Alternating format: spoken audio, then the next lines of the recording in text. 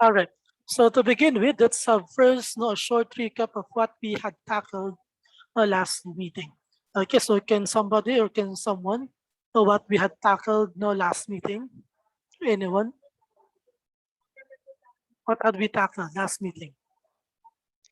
Okay, grammar according to Grace. So basically, the subject-verb agreement. Okay, so I had provided 10 rules, no? So kasama si basic rules and then the other misconceptions no, that we should, okay, know and apply when it comes to English for academics. And also, just like what I've mentioned last meeting, we will be having our continuation for grammar modifiers. Okay? So ano nga ba yung tinatawag nating modifiers? At what are the types or kinds of modifiers pa? Okay? So let's find out. So modifier.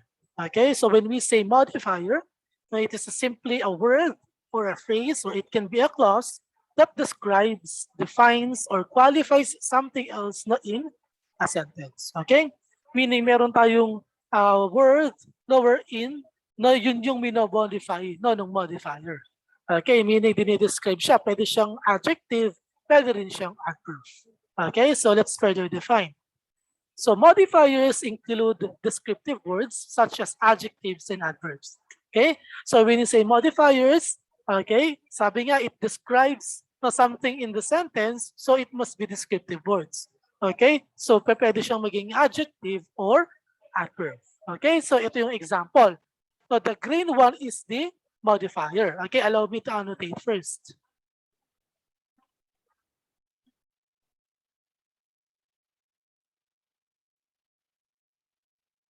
All right. So modifiers daw include descriptive words such as adjectives and adverbs. Okay? So yung green one natin, ito yung tinatawag nating modifier. Ito yung nagmo-modify doon sa color blue. Okay? Okay? So yung always minamodify niya si she, attentively minamodify niya si listen. Okay? How do you listen attentively? Okay? She always listen attentively. Okay, so minomodify ng green yung blue dito in the subject, in the sentence. Okay, napakita ko lang how modifier works. Attentively here, okay, so describe the word listen. Okay, attentively here is an adverb describing the word listen. Okay, so she decided to buy the blue vintage Cadillac. Blue vintage naman here is what we call adjective. Okay, so ano yung dinidescribe ng adjective? Si Cadillac. Ano daw si Cadillac? Blue vintage. Okay, so ganun lang siya. That's how modifier works. Okay, so blue vintage Cadillac. Okay, then attentively listen or listen attentively. Okay, so yun yung paunang description of what modifiers are. So let's get to it one by one. Ano ba yung mga ibang types ng modifiers? Okay, so also modifiers can also be phrases or clauses. Examples pa din to. Anna smiled when she walked past the bar where she met her husband. Again, the green one, ito pa din po yung modifier. Okay, minobonify nung green, itong si blue, yung the bar. Okay, so where she met her husband, no, on the bar. Okay, so meaning doon sa bar niya nakita yung kanyang husband. Okay, and that is the description for the bar. Okay, so this modifier modifies the word, the bar. Okay, hindi lang po pwedeng word pwede rin po siya maging clause or phrases. Okay, as long as it describes, okay, the certain word. Having received a promotion at work, he went out to buy a bottle of champagne. Okay, so who had received a promotion at work? He. Okay, so yung naka-receive ng promotion at work siya. Okay, so dinidescribe nitong phrase, having received a promotion at work, is si. Okay, siya kasi yung nakakuha ng promotion. Okay, that's why minamodify dito this phrase si he. Minamodify naman of this phrase where she met her husband is the bar. Okay, so that's how modifiers work.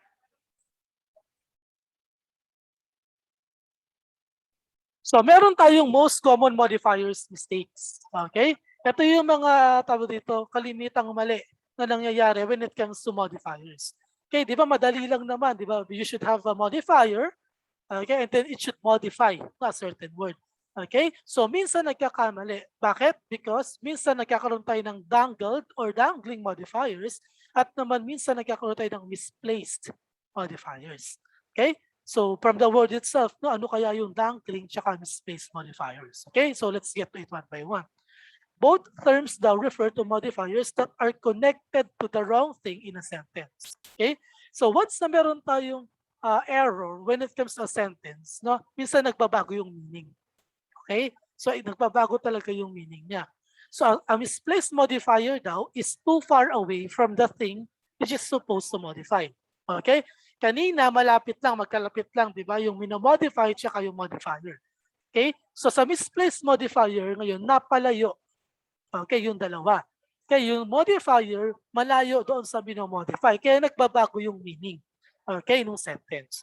Okay, that's how misplaced modifier works. Okay, when we say misplaced, syempre from the word itself, no, na misplaced siya, kaya siya magkalayo. Malayo siya doon sa kanyang minomodify. Kapag sinabi naman natin dangling modifiers, no, the intended subject is missing from the sentence altogether. Okay? Sa dangling modifiers naman, yung subject mismo ang nawawala. Okay? Sa subject mismo sa dangling modifiers, yung subject mismo of the sentence ang nawawala. Okay? So let's get to it one by one. So when we say misplaced modifier, it is a modifier that is positioned not too far away from the word, phrase, or clause. It is intended to modify and as a result, appears to be modifying something else. This is what I am telling you. Okay? So kapag meron tayong misplaced modifier, okay, nagkakaroon siya ng ibang minomodify. And so as a result, okay, nagbabago yung meaning ng sentence. Okay? So a misplaced modifier daw can be fixed by moving it so that it is connected to the right subject. So that is the only remedy. Okay, para natin maayos yung misplaced modifier, kaya nga siya misplaced, and then so you should move it not to its correct place. Okay, ganun po siya. Yun lang ang tanging remedy. Na misplaced modifier, i-move natin siya. Okay, doon sa kanyang right place na para makonect siya doon sa right subject. Okay? So, papaano kaya yun gagawin? So here, the waiter presented a steak, not to the guest, that was medium rare. Okay? So there is something wrong, no, in the sentence. Pero as we look at this, no, at first glance, at first reading, no, it looks okay. Okay, when we read this. No, the waiter presented a steak to the guest that was medium rare. Okay? So in this example, the misplaced modifier implies no, that the guest was medium rare. Okay? So in this example, yung guest ang medium rare. Okay, which is not supposedly, di ba? So anong dapat gawin? We should move it. Okay? Moving the modifier correctly indicates now no, that it was the steak that should be medium rare. Okay, paano siya itatama? The waiter presented a medium rare steak to the guest. Okay? So yung medium rare ngayon, minimodify niya na si steak. Siya na ngayon yung medium rare si steak. O pwede rin naman gawin natin ganito. The waiter presented a steak that was medium rare to the guest. Okay? So yung steak pa rin dito, minomodify siya ni modifier that was medium rare. Again, sino yung medium rare or ano yung medium rare? Si steak or yung steak. Okay? Hindi po yung guest ang medium rare. Kaya mali ito ha. The waiter presented a steak to the guest that was medium rare. Okay? So hindi po medium rare yung guest. Okay, regardless of any color ng guest. Alright? So again, yung steak po ang ating medium rare. Okay, ganun po tinatama yung misplaced modifier na napapalayo lang kasi siya doon sa kanyang subject na minamodify. Next. Another example no, of of a misplaced modifier. So the example here above not suggests that a gold man owns a watch. Okay, as we can see in the sentence, on her way home, John found a gold man's watch. Okay, so mali po yung pagkakalagay ng modifier because here, yung gold is the modifier and it modifies the man. Okay, gold man. Okay, wala pong gold man. Okay, kahit gaano pa kaka-importante yan. Okay, yung tao na yan. Okay, so sinasabi gold daw siya. Okay, so in an English one, hindi po pwede yan. No? So kasi it literally sends no, that the man is gold. Okay? So kung paano natin siya itatama, on her way home, John found a man's gold watch. Okay? Now, yung watch na ngayon yung gold. Okay? This is the modifier which is gold and it modifies the subject watch. Okay? So hindi po gold man's watch, it should be man's gold watch.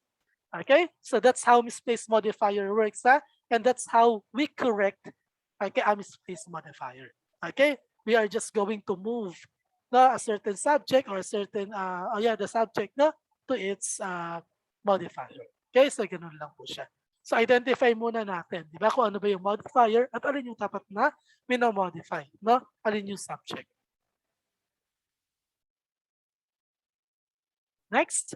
So kindly give it a try. So kayo naman. Okay, so try nyo nga. The child ate a cold dish of cereal for breakfast this morning. Okay, there is something wrong with the sentence. That is a misplaced modifier. Okay, so sa tingin niyo paano nyo yan itatama? Okay, how are you going to correct that sentence? Okay, or that misplaced modifier? Paano yan itatama? Okay, so I am giving a minute to think. Pwede kayong mag-open ng mic and answer. You can use also the chat box.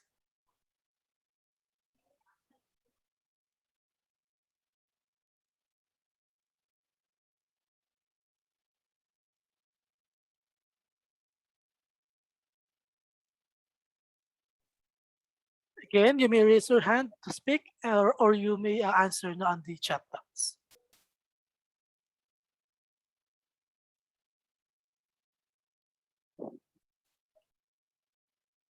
Who would like to give it a try?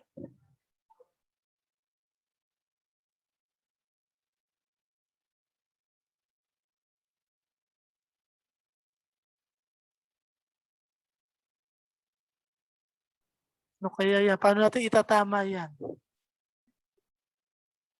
Okay? So let's reveal.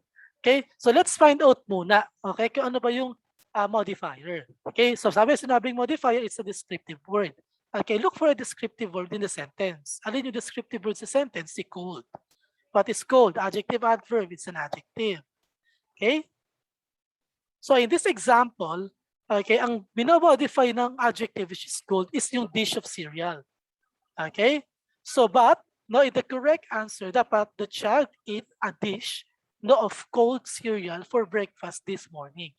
Okay? Cold cereal po. Yung cold, dinidescribe niya si cereal. Hindi po yung dish of cereal. Magkaiba yan, ha?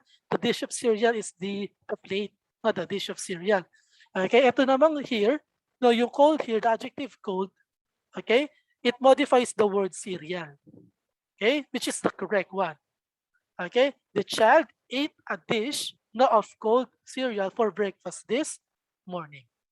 Okay, so kasi pag sinabi natin, the child ate a cold dish of cereal for breakfast this morning, parang ang kinalalabasan, kasama yung pinggan.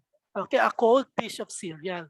Okay, so labas yan na the child ate a dish of cold cereal.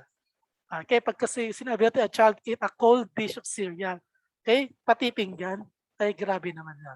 Okay, so again, find out first what is the descriptive word, okay, or the modifier, and then yung kanyang subject. Okay, cold here describes the cereal. Okay, yun yung malamig. All right. Is that clear? So for some space modifier, kindly hit the thumbs up button kung okay na yung space modifier. So as easy as that lang naman yun, mga misplaced modifier. Okay, another one. Who would like to try? She served sandwiches to the children on paper plates. Okay? She served sandwiches to the children on paper plates. Okay?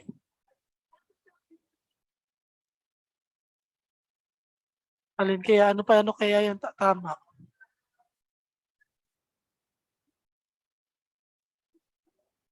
Alin ba dapat yung nasa paper plates? Yung sandwich o yung children? Okay? So ganun lang siya. Dapat i-analyze natin. Na in this example, yung sandwich ang dapat na nasa paper plates. But on the first sentence, yung children ang nasa paper plates. Okay? So she served the children sandwiches on the paper plates or on paper plates. Okay? So meaning si sandwich ang nasa paper plates. Hindi po yung children. Okay, ang nasa paper plates. Okay, so ganun po natin tinatama. She served the children sandwiches on paper plates. Okay? Or pwede rin namang she served sandwiches on paper plates to the children. Okay? So pwede din yan ha. It's up to you as long as the modifier modifies the subject.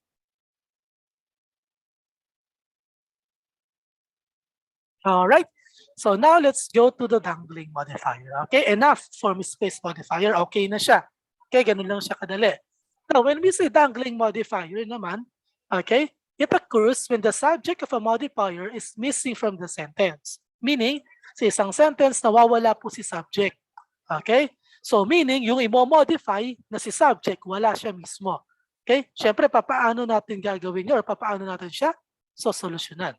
Okay? So dangling modifiers often take form of an introductory phrase followed by a clause that doesn't state the intended subject. Kung wala si subject of the sentence, walang i-modify yung modifier, paano natin siya ayusin? E di magdadagdag tayo ng subject or maglalagay po tayo ng subject. Okay, as easy as that. So let's say for example on this instance, fumbling in her purse, the keys could not be found. When we say fumbling or fumbled, no, it means to drop, okay, or to lose hold. Okay, nalaglag. All right, so fumbling in her purse, the keys could not be found. Okay, in this example, the subject, no, who was fumbling in her purse o yung nakahulog ng kanyang purse is not stated. Pakikita natin sino yung nakahulog, walang nakalagay dyan. Okay, fumbling in her purse lang. Okay, so in this example again, the subject who fumbled her purse is not stated. Okay? So it seems like the case itself we're doing the fumbling. Okay? Sino yung susi ba yung nakahulog ng purse? Okay, so that's how dangling modifier works. So paano siya i-fix? Okay? A dangling modifier like this can be fixed either by rewriting the main clause, okay, in active voice or by revising the introductory phrase. Yun siya. Okay? Iko-correct natin siya, fumbling in her purse, she could not find the keys. Okay? So we can add the subject itself. Okay? So pwede rin namang pangalan yan. Let's say for example, fumbling in her purse, Anna could not find the keys. Okay? So meron na tayo ngayong subject. Sino naka-fumble or sino ang nakahulog ng purse? She or si Anna. Okay? So ganun po ha, para hindi tayo nalilito. Okay? Nawawala kasi yung subject. Identify natin na kung merong subject. Okay? So also, pwede rin naman siya isulat like this. As she fumbled in her purse, the keys could not be found. Okay? So as she, meron na ba rin tayong subject na here. Okay? So pwede natin siyang isupply. Okay? So that's how dangling modifiers work. Identify muna natin kung nawawala yung subject and then we should supply, okay, a subject. Another example, having injured his dominant hand, it was difficult to write the exam. Okay, wala na namang subject in the sentence. Okay, in this example, no, the first sentence fails not to clarify whose hand was injured. Kaninong kamay ba yung na-injured? Okay, so that's the question here. That's the big question mark. Kasi it lang nakalagay dito. Okay, sinong subject? Okay, it here does not state the subject of the introductory modifier phrase. Okay? Hindi ito yung subject nito kung sino yung na-injured ng dominant hand. Okay? So paano natin siya i-correct? Okay, we should add a subject. Okay, let's say for example, yan. Having injured his dominant hand, John had difficulty na writing the exam. Okay? So si John ngayon napalitan na natin it. Okay? So sino ngayon na-injured? Ang dominant hand niya, si John. Okay, we can supply a subject kapag meron tayong dangling modifiers kasi nawawala si subject. Okay, again, hindi lang po si John, pwedeng si Anna, okay, pwedeng si Paulo, okay, so anything. Okay, so ganun po ang ating dangling modifiers. Okay, we should supply the subject.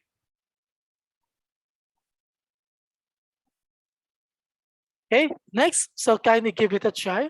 While driving to work, a car accident was witnessed on the highway. Okay, in the sentence, no? So paano natin yan gagawing itatama rather? Okay, this is a dangling modifier. Okay, meron dyan dangling modifier. Okay, in the sentence, the intended target of the modifier, okay, is missing. Okay? Kasi kung titignan natin, while driving to work, a car accident was witnessed on the highway. Sino yung nag-drive to work? Yung car accident? Okay? So dapat malinaw, while driving to work, who is driving not to work? Okay? So para makita natin. Okay, this is one way in correcting this one. While driving to work, okay, comma, Jane witnessed a car accident on the highway. Okay, so meron na tayo ngayong subject, okay, modifying by the modifier while driving to work. Okay, sino yung nagda-drive to work? Si Jane. And she witnessed a car accident on the highway. Okay, with this example kasi, while driving to work, a car accident. Si car accident yung nagda-drive to work. Okay, nakikita natin kasi wala tayong subject. Okay, so in case of a dangling modifier, we should supply a subject. Okay, because subject is missing. Alright, so kaya dapat tayo mag-supply ng subject.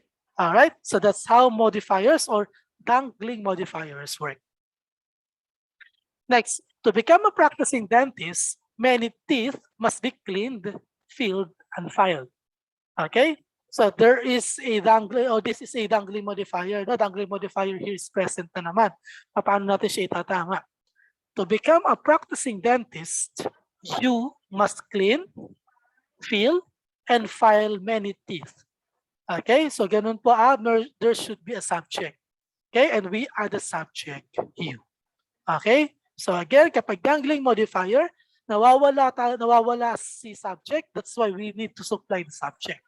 Okay, and arrange the phrase or the word or the sentence. When it comes to misplaced modifier, na misplace si modifier, okay, or si subject.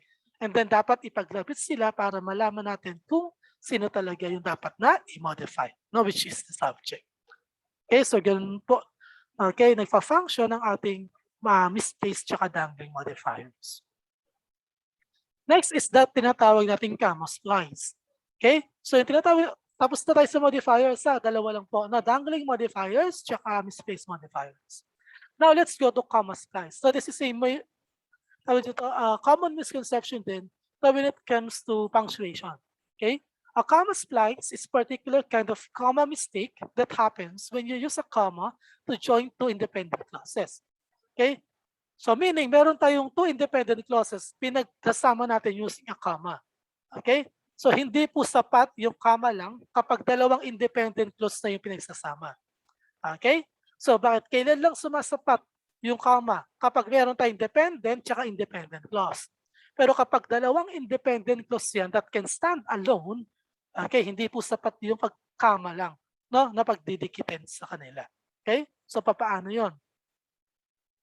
So when you join two independent clauses with a comma and no conjunction, it's called a comma splice. Okay, some people consider this as a type of run-on sentence now, and some people think of this as a punctuation error. So papaano tinatama yung comma splice? Meron tayong 3 ways in correcting comma splice. Okay, tatandaan tong tatlong paraan na to, ha. There are 3 ways to fix this comma splice. No, you can add a conjunction, that's one. Okay, you can change the comma to a semicolon, that's 2. Or make each independent clauses in its own sentence, that's 3. Tatlo po. Pwede kang mag-add ng conjunction, the fanboys. Okay, tanda pa yung fanboys, no? For and, nor, but, so, why, or, no? So, comma to a semicolon. Yung comma, pwede mo palitan ng semicolon. And then, pwede mo naman silang paghiwalayin, no? Okay, pwedeng 2 independent clauses na sila. Okay, one sentence, dot, then another sentence. Okay, so that's one example. Koala bears are not actually bears. They are marsupials. Okay, koala bears are not actually bears. They are marsupials. We do have here 2 independent clauses. Koala bears are not actually bears. That's independent clause. It can stand alone. Okay, that is a one whole sentence. Okay, they are marsupials. Okay, that is a one whole sentence. Okay, meaning meron tayong 2 independent clause here. Pinagdikit lang siya ng comma. That is comma splice. Bakit? Kasi nga dalawang independent clause na pinagdikit ng comma. Okay, at hindi po sapat yung comma lang. Alright? So paano daw itatama? Una, okay, pwede tayong maglagay ng conjunction, pwedeng palitan si comma ng semicolon, at pwede naman tayo paghiwalayin yung two independent clauses. Okay, let's say for example, koala bears are not actually bears, okay, dot, they are marsupials. Okay, this is the third one, no? Pinaghiwalay mo na ngayon yung two independent clauses using a dot. That's correct. Okay, that's one. Second one, koala bears are not actually bears, but they are marsupials. We need to use naman conjunction here. Pero proper usage of conjunction pa din, ha? Kaya but ang ginamit here. Okay, hindi pa pwedeng si so, hindi pa pwedeng si and. No, dapat i-identify din natin kung ano yung tamang gamitin. Okay, that's the second one. Okay, tama rin pong gamitin ang conjunction accordingly, ha? Third, koala bears are not actually bears, semicolon, they are marsupials. Okay? So that's why, or that's how now we correct, okay, a comma splice. Okay? Pero kinokorek ang comma splice, una, okay, pwedeng palitan ng semicolon ang comma, pwedeng magdagdag ng conjunction accordingly, okay, yung tamang conjunction, at pwede rin naman silang gawing two sentences, okay, or two independent clauses. Okay, so ganun po tinatama ang comma splice. Is that clear? Kindly hit the thumbs up button kung clear yun. Okay, so first, now how can you tell that certain sentence is a comma splice? No? Dapat muna nating tignan yung mga sets of words or the sentences. No? Did you notice that this group of words can stand, diba, by itself, no, or as a complete sentence? Okay, so yun yung ibig sabihin ng independent clause. Okay, koala bears are not actually bears. That's one sentence. They are marsupials. That's one sentence. Okay, so that's why masasabi natin meron tayong comma splice and then you should correct it by means of this one. Okay, so another example, John hit the ball, comma, he ran to first base. Meron na naman tayong dalawang independent clause. John hit the ball. That's one sentence. He ran to first base. That's another sentence. Okay? Hindi po sapat yung comma lang. Okay? So paano natin siya itatama? Pwede natin palitan ito ng tuldok, gaya ng ginawa dito. John hit the ball. He ran to first base. Okay? Pwedeng John hit the ball, no, and he ran to first base. Okay? So ganun siya. Okay? So titignan din natin kung ano yung tama na gagamitin. Okay?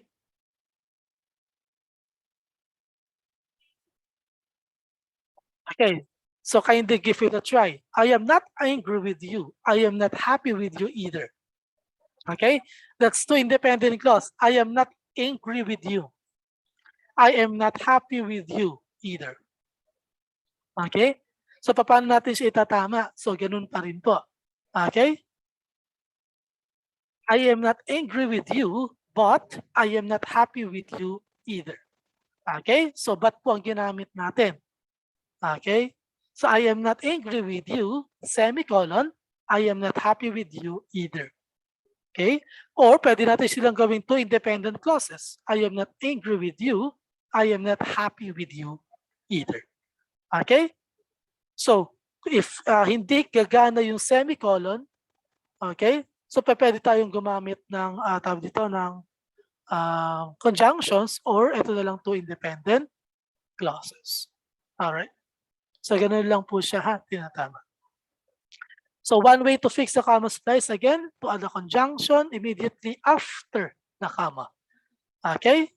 So if adding a conjunction doesn't seem to work, no, you can change the comma to a semicolon instead.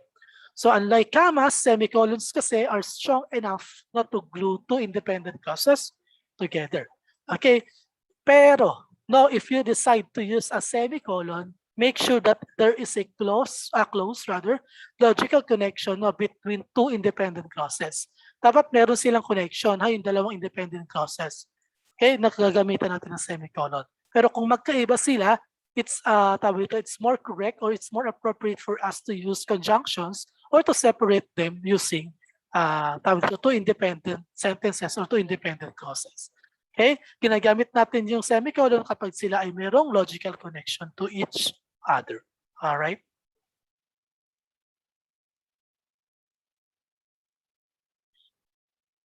Okay, that is another example. So by the way, once the Zoom meeting has ended, no need to rejoin. Now kindly look for the activity, okay, in the lesson package entitled EAPP, no lesson grammar modifiers. Okay, so naandun po. Okay, so ito din yung example. Okay, ganun lang po natin sila. Ito yung example or best example kung saan ginagamit yung what we call this one of yung semicolon. Thinking of skipping English class, it's really boring. Okay? So meron silang connection yung English class para sa kanya is really boring. Okay, so that's why ito yung pinaka-best example na gamitin ng semicolon because there is a logical connection between the two. Okay, pero pwede pa rin naman to. Okay, yung two independent clauses. Alright. Okay, so that's how comma splice works. Okay, comma splice, dangling modifiers, tsaka misplaced modifiers. Yung Oxford comma, okay, if I'm not mistaken, nabanggit ko na rin naman yata last time. Okay, so yung comma, no, before and. Okay, ginagamit pa rin po yung kalimitan kasi ganito yung ginagawa. I had eggs, toast, and orange juice. Walang comma dito. Okay, meron po nilalagay doon as Oxford comma para magiganto yung kalabasan at hindi ganito yung kalabasan. Okay, na yung orange juice ay nasa toast. Alright? So example din yan, no? I love my parents, Lady Gaga and Humpty Dumpty. Wala na naman ditong comma. Okay, so dapat meron. Kasi kapag ganito yung ginawa natin, ang ibig sabihin niyan, you love your parents and your parents are Lady Gaga and Humpty Dumpty. Okay? So hindi yon. You love your parents, Lady Gaga, tsaka Humpty Dumpty. Okay, hindi ibig sabihin na yung parents mo ay si Lady Gaga at tsaka si Humpty Dumpty. Okay, so that's why meron tayong Oxford, comma before the and. Alright, so that's how it works. Available din yung dito yung PowerPoint presentation no, sa lesson package. Okay, so nasabi ko naman yung nakaraan. Alright, so sa ating next meeting, I will be announcing lang na the pointers to review. Okay, next meeting. Okay, but then again, no, the activity is available on your GNU account. Kindly look for EAPP lesson grammar modifiers.